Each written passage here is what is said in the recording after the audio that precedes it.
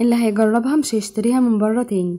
عملنا مع بعض دانيت بطريقة حلوة جدا جدا وسهلة قوي قوي قوي، ونتيجة بجد احلى بكتير من الجاهزة.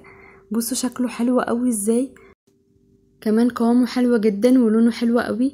بجد اللي جربه قال لي احلى بكتير من دانيت الجاهزة. لازم تجربوه، كلنا محتاجين كده حاجة ساقعة كده في الصيف ترطب علينا. بجد اعمليه وسيبيه ساقعة في التلاجة، هيعجبك قوي. لازم تجربيه، وكمان تجربيه للاطفال. احنا ككبار بنحب الحاجات دي اكتر من الاطفال بكتير، بس بجد حلو جدا وطريقته كمان سهلة وحلوة قوي، ما بتاخدش اي وقت منك. ولو انت اول مرة تشوفيني، معاكم رحمة فراج ودي قناتي. ما تنسيش تعملي لايك وتشتركي في القناة وتفعلي زر الاشعارات عشان يوصلك اي جديد بنزله.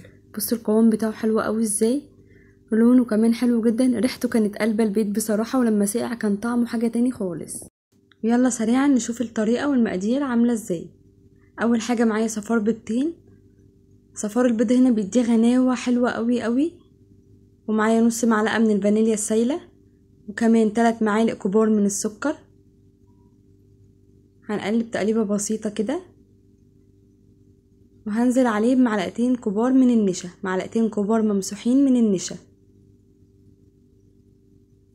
وكمان معلقتين كبار ممسوحين من الكاكاو. الكاكاو هنا كان نوع اسباني، كان مدي ريحة للدانيت حلوة جدا جدا جدا. هنحط كده هنا نص كوباية من اللبن، وهنقلب بس المقادير كده كلها مع بعض.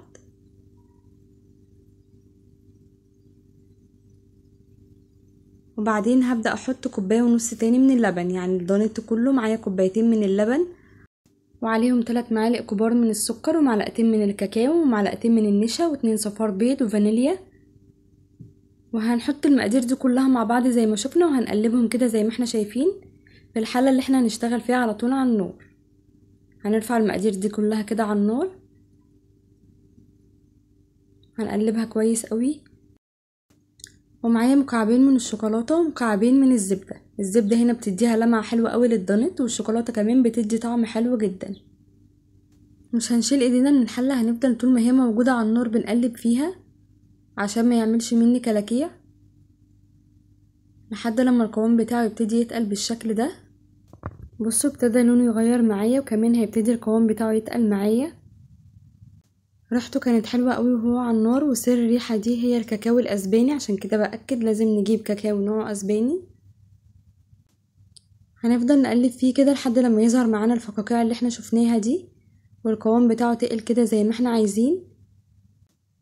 تقلبتين وهطفي عليه النار.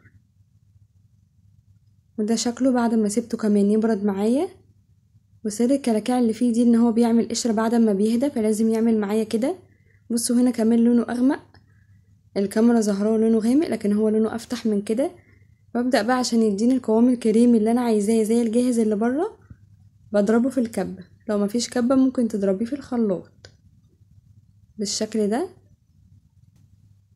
وده شكله بعد ما ضربناه في الكبة. بصوا القوام بتاعه حلو قوي ازاي، كمان كريمي قوي وحلو زي ما احنا شايفين. بصوا القوام بتاعه حلو جدا ازاي.